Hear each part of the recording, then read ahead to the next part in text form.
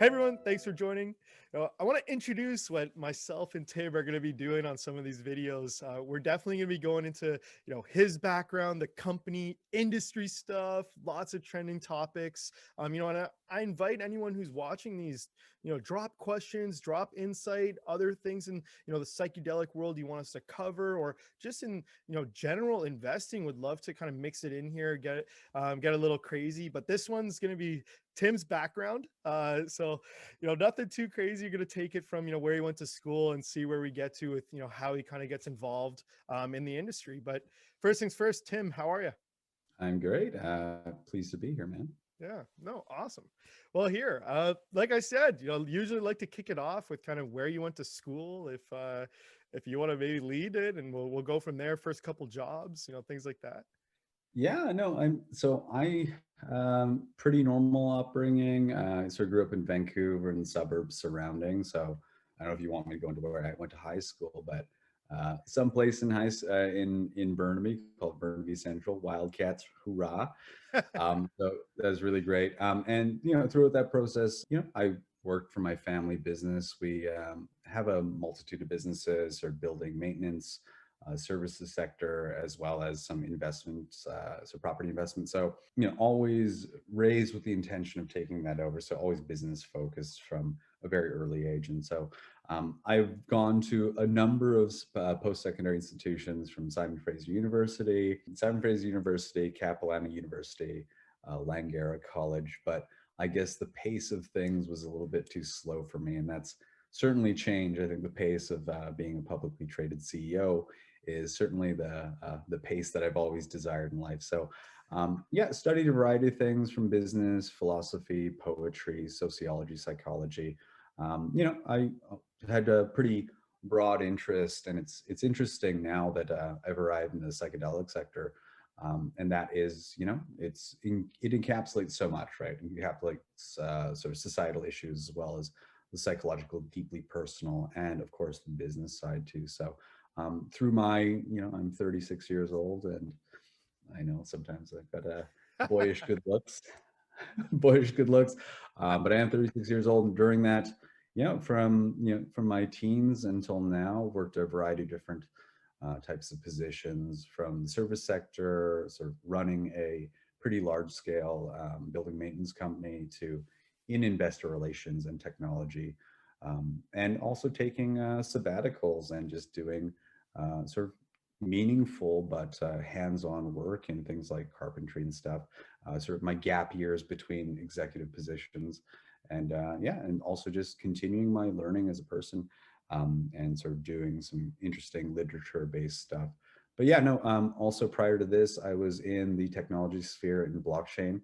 Oh I've wow. always been really, yeah, really, I guess, enraptured with disruptive technologies. And we were working on some protocols that would enable sort of crowdsourced sort of microtransactions and funding, mostly in the realm of charity, as well as sort of crowdsourced project funding, in the world of charity, as well as in the world of sort of small scale game development. So we were working on protocols that would enable people to pool their funds, and then on a vote basis, enable sort of tranche release. And so, and also just give an element of sort of user interface with some of the development decisions. But yeah, market timing wasn't necessarily super kind to us, and but there was a ton of learnings from there, and just really rapidly understanding new and evolving technologies, new regulatory models, and yeah, understanding the importance of delegating appropriately and getting smarter people in the room than me, right? It sounds like you touched a ton of different things. What went into, for example, getting into blockchain, crypto stuff, or even before that, some of the other things? Was it like, hey, I this is coming up, it's very trend. I want to get involved, or A whole confluence of things. I think, I always got my finger on the pulse a little bit about seeing what's innovative, disruptive, where the beginnings of buzz are beginning to bubble up. And yeah, crypto was a pretty undeniably interesting thing. And so, and the thing that really sort of gets my attention is, I encounter a new subject matter, and then I couldn't help but, in those shower thoughts or moments alone at night, staring at the ceiling, like thinking of all the various applications where, hey, if you're doing away with centralized control, like, what sort of mechanisms could be readily controlled by a decentralized network of stakeholders? And a similar thing really did happen with psychedelics too. Like, of course, I have my personal story Yeah, that well, I here that let's segue perfectly into that. So obviously, now you're in psychedelics. So walk me through. So how did that happen? Yeah, well, I mean, back in my Burnaby Central days, I was a teenage journeyer. So I did partake in psychedelics from time to time. And for me, that was really important, right? I was a very straight laced to the point of being high anxiety type of like very diligent and studious kid, to the point that it was really causing me a good amount of misery. I was a Bible school kid, and psychedelics really did broaden my horizons and allow me to think about things that maybe I wouldn't allow myself to think, and it really did give me some elasticity in terms of my personality and what I thought as being possible. A history that's inclusive of the reality that, like, yeah, my brother, suffered some pretty acute traumas in his teens. And as a result, he began self-medicating with, what began as sort of recreational drug use, but then pretty rapidly progressed into a pretty hard drug use. And so over the course of about 2 decades, we witnessed him descend into, utilizing that coping skill or that coping mechanism, which is drugs to relieve him of distress, and seeing that, only perpetuate a further need to use drugs, right? As the shame, aggregated and amplified, and other coping mechanisms weren't installed, then it only became this sort of self-perpetuating sort of descending spiral. Yeah, I took over the care of my brother. My parents just didn't know what to do with the situation anymore about 3 years ago. And yeah, I got my brother into the best treatment centers. He was kicked out of those. He went into institutions like mental health centers, on Suboxone, methadone, antidepressants, anxiolytics, antipsychotics, cognitive behavioral therapy, electroconvulsive therapy, other traditional psychotherapies, everything that current medical conventions have to throw at someone that suffers from substance use disorder was thrown at him. And, it's all trying to get to this core understanding of like, hey, what makes you tick? What makes you angry? What parts of yourself and your narrative do you feel shame about?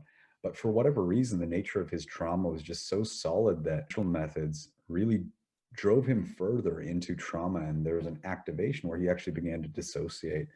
And the medications didn't help. Medications actually made it difficult for him to access that inner knowledge. And sadly, we lost him to an overdose in March of 2019. And so, yeah, there was a sort of observation of all the limitations of what existed. And then, 10 years ago or so, I used DMT to break through my own traumas.